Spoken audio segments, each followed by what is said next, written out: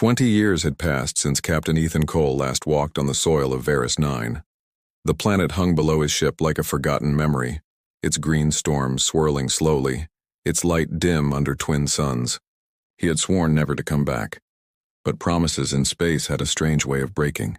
When his ship Artemis Dawn cut through the clouds, his heart felt heavier than the armor he wore. The world looked peaceful now, almost too peaceful. The war that once tore this planet apart seemed like something from another life. He remembered fire in the skies, alien warriors shouting his name, and a promise whispered in a language he never fully learned. He tried to forget, but as the landing gear touched the old surface, the past returned like breath to a dying flame. Ethan stepped out of the ship. The air was thick, filled with that same metallic scent he remembered. The winds carried faint echoes of voices, strange songs sung by women long ago. He looked around and saw nothing but ruins and vines crawling over broken stone. Varus 9 had healed, but it had not forgotten. He took a deep breath, his boots pressing into the soft dirt. He had been gone too long. To the rest of the galaxy he was dead, a war hero who vanished after the final battle. Only he knew the truth. He had fled, not from war, but from what came after. The bonds he made during that bloody time were not meant to last. At least that was what he had told himself. The scanner on his wrist beeped. 200 life signatures were moving toward him fast. His first thought was ambush. His hand went to his sidearm. But then, through the mist, he saw shapes. Figures tall and graceful, moving in perfect rhythm. The wind carried the faint sound of soft chanting, a ritual rhythm that made his chest tighten. When they stepped into view, he froze. They were not soldiers. They were women. Varisian women, their skin glowing faintly under the suns, their eyes bright with emotion. They wore ceremonial veils woven with silver threads. Some looked young, some old, but all carried the same look: recognition. Ethan lowered his weapon slowly. His voice came out rough, uncertain. "Who are you?" The one at the front stepped forward. Her face was calm, her eyes deep as space itself. She was Kaleri. He remembered her name like a scar. She had fought beside him during the war, saving his life more than once. They had shared fire, pain, and something close to love. And on the last night before he left, she had whispered a vow over his hand, a vow he had thought was just a goodbye. Kaleri looked at him as if no time had passed. Her voice trembled but never broke. "You came back, husband." The word hit him like a pulse of shock. Behind her, the others bowed slightly, their voices rising in unison. "Our husband returns." Ethan stumbled a step back. "No, that is not possible. That was a ceremony, a symbol of alliance, nothing more." Kaleri's lips curved into a sad smile. "To humans, maybe. But to Varisians, a vow of protection is a vow of union. You promised yourself to us. You are bound to us across time and stars." He stared at them, speechless. 200 pairs of eyes watched him, filled with devotion, anger, and longing all at once. The air grew heavy. He felt surrounded not by enemies, but by ghosts of choices he never meant to make. Kaleri stepped closer. "We waited, Ethan. We kept your name alive. The wars came, the council hunted us, but we stood as the wives of the human who saved Varus 9. For 20 years, we believed you would return." Her hand reached for his the same way it had all those years ago. He saw faint scars on her fingers, old wounds from battle. He wanted to pull away, but his body refused. The warmth of her touch was too real, too human. "You do not understand," he whispered. "I never meant to bind anyone. I never meant to stay." "And yet you came back," Kaleri said quietly. "The bond brought you home." The other women stepped forward slowly. Their clothes shimmered like starlight, their voices soft and filled with emotion. He could feel the weight of 200 lives pressing against his own. From the corner of his eye, he saw small figures appearing behind them. Children, peeking from behind long robes. Their eyes were strange. Some shone blue, some silver, and some human brown. A chill ran through him. "What have I done?" he murmured. Kaleri looked at the children and then back at him. "You made a promise that life itself heard. We are your legacy now." Ethan stood there, unable to move, unable to breathe. The wind brushed past, carrying the scent of alien flowers and the faint echo of his name spoken by many voices. In that moment, he understood that 20 years of running had come to an end. He had returned to a world that never forgot him. And 200 alien wives were waiting to claim the man they still called theirs. The night settled over Varus 9 like a dark ocean. The twin moons glowed above the broken towers and the air shimmered with quiet heat. Ethan sat beside a fire in the middle of a vast courtyard, surrounded by the women who once called him commander. Now they called him husband. The word still felt strange, heavy in his mind like armor that no longer fit. Kaleri sat across from him, her silver hair catching the firelight. Around them the others moved in silence, preparing food, tending to the children, repairing old weapons that looked older than time. Varus 9 had changed, yet everything around him felt frozen in the memory of war. He stared into the flames, lost in the noise of his own thoughts. "You kept this all alive for 20 years, he said quietly. "For me?" Kaleri's gaze did not waver. "For what you stood for. When the war ended, the council abandoned us. You were the only human who fought beside us as equals. You swore to protect our people, and your vow became sacred law." Ethan shook his head. "That was never supposed to be law. I was just trying to survive," Kaleri smiled faintly. "You misunderstand your power. On Varus 9, words are not just sound, they are energy. When spoken with truth, they shape fate. You promised protection. You gave your life for us. The planet itself sealed that bond. Every woman here carries a fragment of it." Ethan looked around. 200 faces, each with stories written in scars. Some eyes glimmered with devotion, others with quiet pain. One woman, younger than the rest, approached and bowed low. "I was born the year you vanished," she said softly. "My mother said you carried my father from the battlefield. She died believing you would come back." Tonight she was right. The fire cracked. Ethan's throat tightened.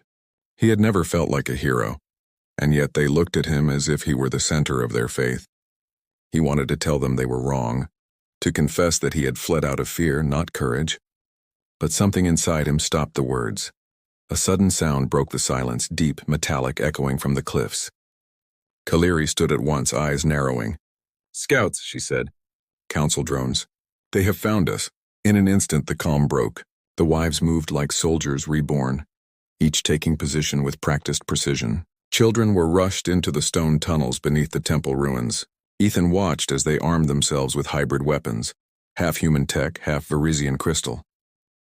He had trained these tactics long ago, but seeing them now 20 years later felt unreal. Kaleri tossed him an energy rifle. "If you are still the man we followed, help us defend what you created." Ethan caught the weapon out of reflex. His fingers wrapped around the cold metal. Old instincts returned like lightning through his veins. The drones appeared over the horizon, black shapes with blue sensors scanning the ground. The first shot rang out, burning through the night. The wives responded with disciplined fire. Energy bolts lit the sky like a storm of blue fireflies. Ethan's heart pounded as he fired at the nearest drone. It exploded mid-air, scattering fragments into the sand. He shouted commands without thinking, directing formations, covering flanks. The women followed instantly, their trust absolute. For a brief moment he felt like the old captain again, the man who had led them through impossible battles. When the last drone fell, silence returned.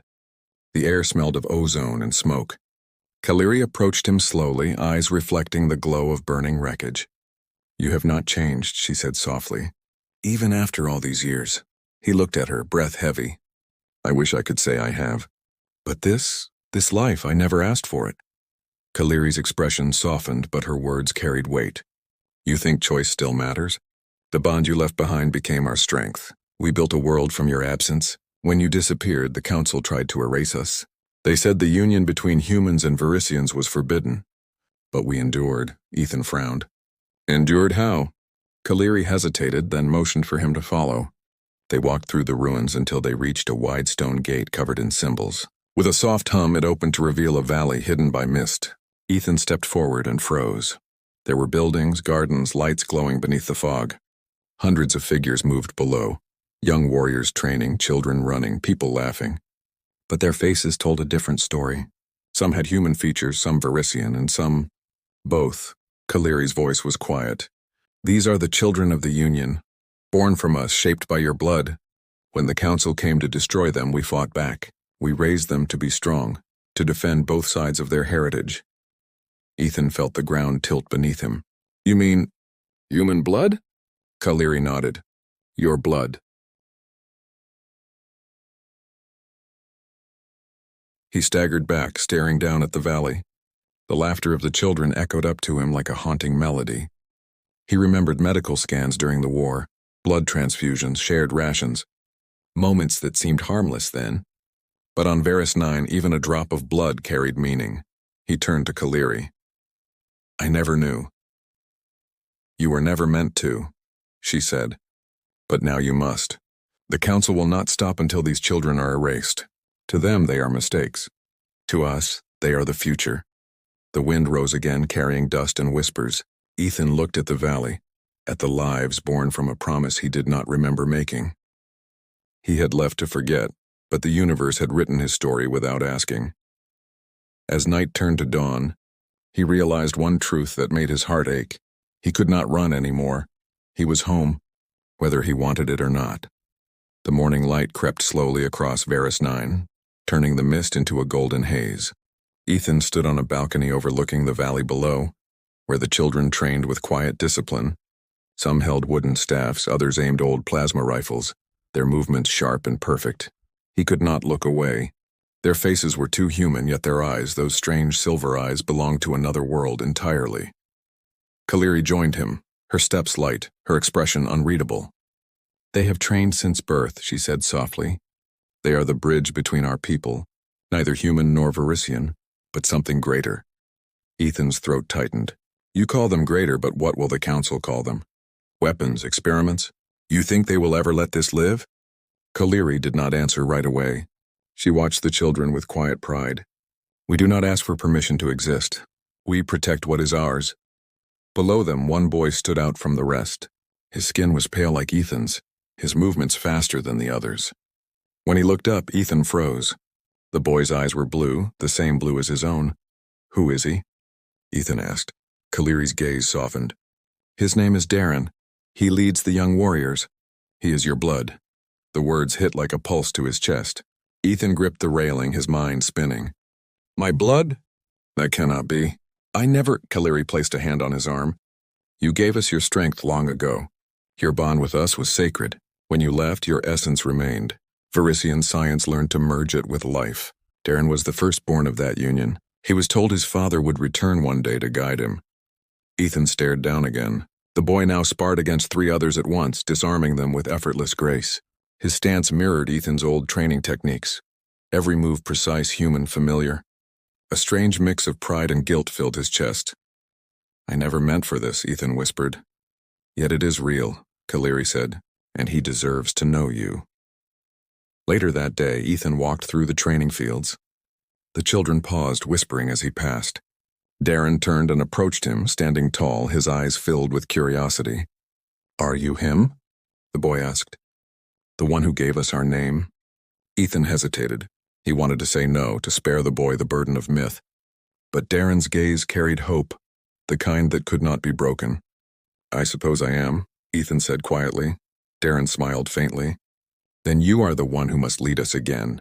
The council is coming and they say you will rise before the end. Ethan frowned. Who told you that? The wives, Darren said simply. They say the stars will burn again when you return. Ethan turned away, hiding his unease. Do not believe everything legends tell you, kid. Sometimes heroes are just men who were in the wrong place at the wrong time. But heroes still fight, Darren replied. Even when they are afraid. The words cut deep. Ethan had spent 2 decades hiding from what he once was, from what he might become again. He had hoped time would erase his past, but now it stared back at him in the eyes of his own son. That night, Ethan sat near the valley fires. Kaleri and several of the wives gathered around a circular table made of crystal and iron. A hologram flickered to life above it, a projection of space filled with red dots. Enemy signals. The Galactic Council's ships were moving closer. They will arrive in less than 2 rotations, Kaleri said. They call us an illegal colony. They demand your surrender. Ethan leaned forward. If they come, they will not stop until this place burns. One of the wives, tall and fierce with green markings on her arms, slammed her fist on the table. Then let them come. They fear what they cannot control. Ethan looked around at their determined faces. He saw warriors, mothers, survivors, and something else. Faith. Blind, unshakable faith in him. You think I can save you? He asked. That one man can fight an entire fleet? Kaleri's eyes held steady. Not one man. One symbol. You are not flesh to them, Ethan. You are legend. They fear the idea of you more than your weapon. He fell silent. The flames crackled, reflecting off the hologram. He remembered the last war, the screams, the losses, the choices that broke him. He had sworn never to lead again. But looking at them now, at his son and the children who bore his name, he understood something cruel and beautiful. Legends did not get to rest. Suddenly the hologram flickered. A transmission forced its way through. The voice that came was cold and sharp. To the colony of Varus 9, this is Admiral Sarek of the Galactic Council. You harbor illegal genetic creations and a fugitive human commander. Surrender Ethan Cole immediately or face planetary judgment. The message ended. The fire dimmed. The silence that followed felt endless. Darren's young voice broke it. What will you do, Father? Ethan stared at the sky. Stars shimmered faintly beyond the smoke. Somewhere up there, war was coming again. He stood slowly, his hand closing around the rifle at his side. If the Council wants a war, he said, voice calm, then I will show them what they taught me 20 years ago. Kaliri's lips curved into a quiet smile. And what was that? Ethan looked at her, eyes hard with memory. Never underestimate what a human will fight for. The wives rose together, their armor glinting under the moons. The children followed, ready for what awaited them. For the first time in decades, Ethan Cole did not feel lost. He felt like a soldier again. He felt alive. The twin suns were only shadows on the horizon when the alarms began to sound. From the highest towers of Varus 9, streaks of silver light crossed the sky. Council destroyers entering orbit. The planet trembled beneath their arrival. The ship's long silhouettes looked like knives hanging in the dark, ready to carve a legend out of existence. Ethan stood on the command terrace of the old fortress, his eyes fixed on the glowing sky. Around him, Kaliri and the other wives worked swiftly, coordinating defenses with quiet precision. The air hummed with tension. It was not the noise of fear, it was the rhythm of readiness. They came faster than we thought, Kaliri said, her voice calm but heavy. Ethan nodded. They want to end this before the story spreads. Below, the valley buzzed with life. The hybrid children, his children, moved in formation, their armor reflecting the fire of the engines above. They were too young to fight a fleet, but their eyes burned with the same determination he once saw in soldiers who had nothing left to lose. The fortress shook as the first warning shots hit the atmosphere. The Council was not wasting time. Ethan turned to the communication console, pressing a sequence of codes older than most of the galaxy's peace treaties. A secure channel opened. A holographic figure appeared. Admiral Sarek of the Galactic Council. Captain Cole, Sarek said coldly. Or should I say the relic of a war best forgotten? Ethan crossed his arms. You found me. What now? You have violated every interspecies law the Council upholds. You have contaminated Varisian genetics with human code. What you call life, we call contamination. You will surrender yourself immediately and authorize planetary cleansing. Kaliri stepped forward, fury in her eyes. Cleansing? You mean extermination? Sarek's holographic gaze flickered toward her. Varus 9 was meant to die in the last war. You kept it alive, defying the Council's verdict. Now we will finish what should have been done. Ethan clenched his jaw. If you try, you'll be facing more than one planet. You'll be facing what you created when you taught us how to fight. Empty words, Sarek said. You have 24 hours. Then Varus 9 will burn. The signal cut out. The room fell silent. Only the hum of distant engines filled the air.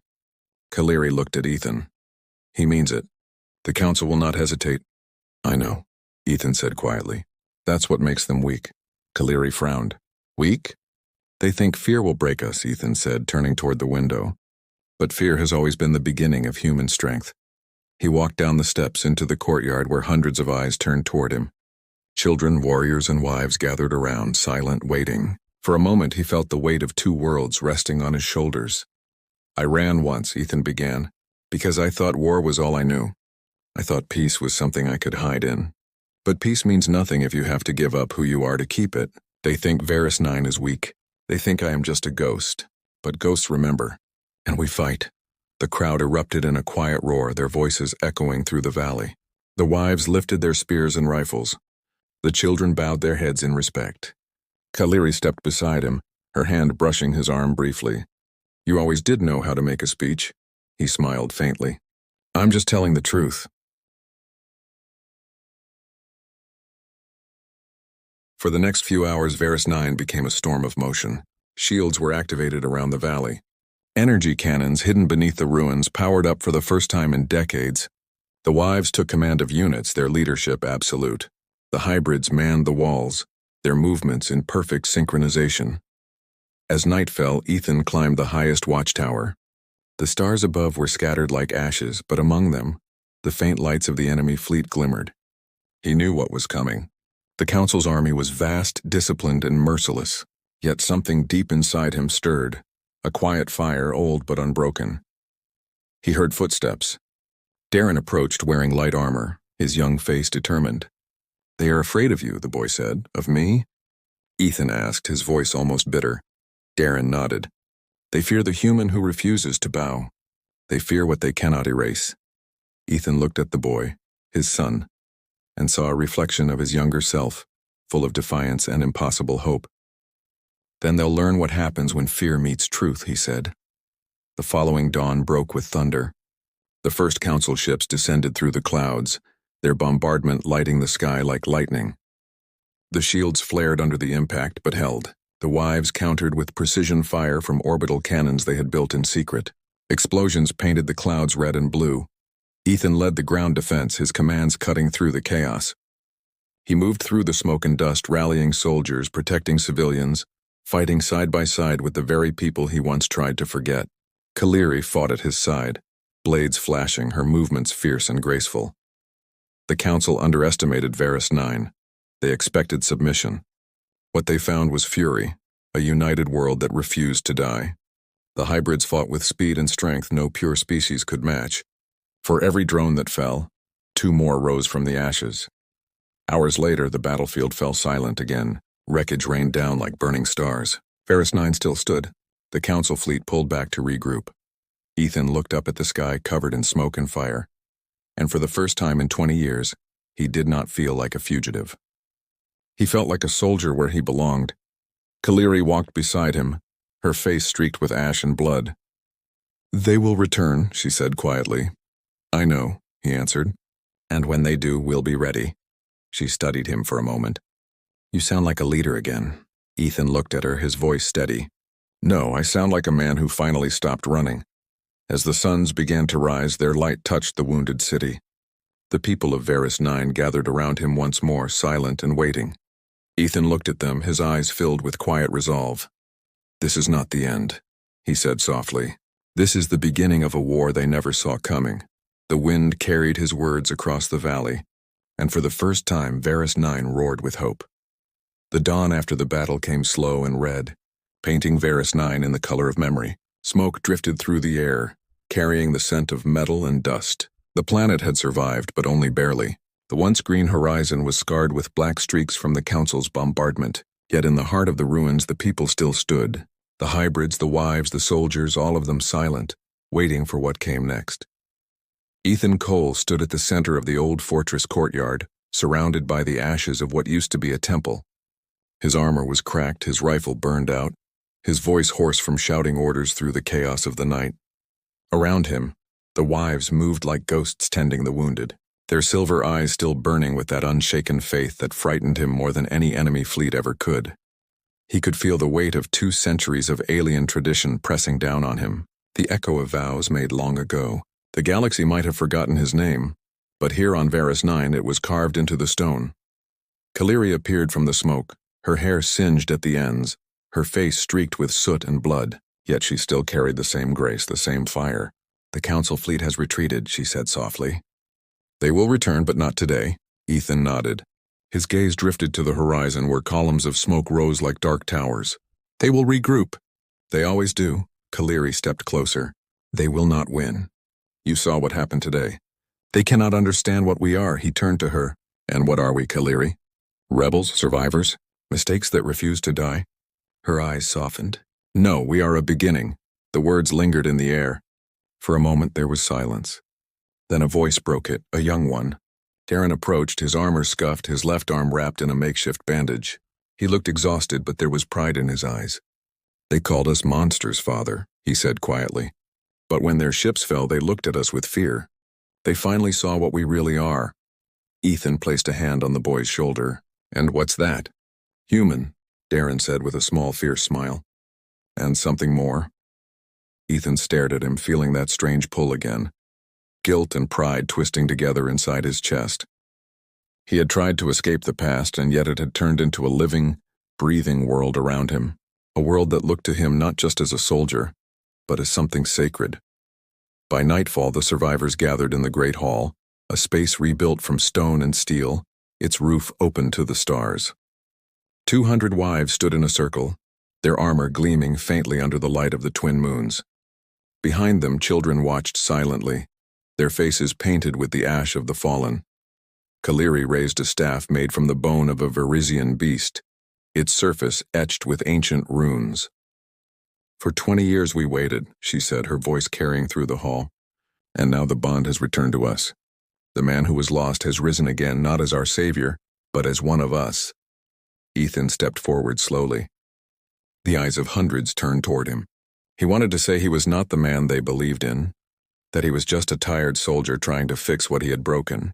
But when he looked at them, their faces full of hope, their hearts still burning despite the loss, he realized something deep inside him had changed. He was no longer running. "I came back to a world I barely remembered," he began, "and I found people who remembered me better than I remembered myself. I thought I had left behind a war. I did not know I had left behind a family." A murmur spread through the hall. The hybrids, his children, stood taller, their young faces glowing with pride. The wives smiled faintly, tears glistening in their eyes. Ethan's voice grew stronger. "The council thinks we are broken. They think we are unclean, but they are wrong. Humanity has always been built from chaos. We fight, we fall, and we rise again." He pointed toward them. "You are the proof of what happens when two worlds refuse to die. You are the proof that life will always find a way." The crowd erupted in a roar of approval. The sound echoed off the stone walls, rising into the night sky like a living flame. For the first time, Ethan felt something he had not felt in decades: purpose. Not the kind born from duty or survival, but from belonging. Kaliri approached him slowly. She placed her hand on his chest, just over the faint scar where his heart had once nearly stopped. "You left as a soldier," she said softly, "but you returned as something far greater." He met her gaze. "And what's that?" She smiled faintly. "A husband, a father, a legend." He almost laughed at the word, but the emotion in her voice silenced him. Around them, the people knelt, not in worship, but in unity. For the first time in history, Verisians and humans bowed together under the same stars. Above them, the night shimmered with falling debris from the council fleet, burning like red comets. But among those dying lights, something brighter stirred, a transmission signal from deep space. Ethan's communicator flickered to life, displaying coordinates from unknown origin. A human signal. Earth. Kaliri looked at it, then at him. "They are calling for you." Ethan watched the signal pulse, steady and bright. "No," he said softly. "They are calling for us." He raised his hand toward the stars. "We will not hide anymore. If the galaxy wants to know who we are, then let them see us. Not as enemies, not as myths, but as a new beginning." The crowd lifted their voices again, their chants echoing into the night. The sky above Veris 9 glowed brighter, the stars no longer silent. In that moment, the legend of Captain Ethan Cole, the man with 200 alien wives, the father of two worlds, was born. And as the first human light rose over the twin suns, the galaxy changed forever.